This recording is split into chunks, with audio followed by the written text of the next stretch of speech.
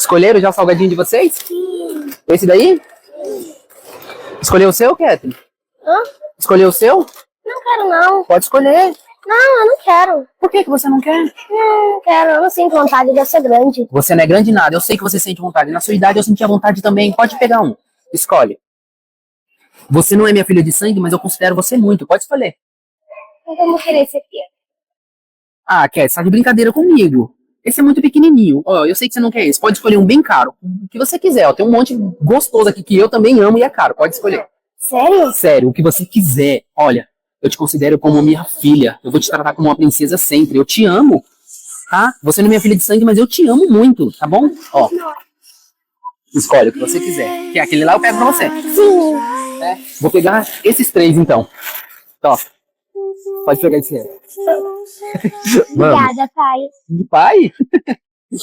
Filha, te amo.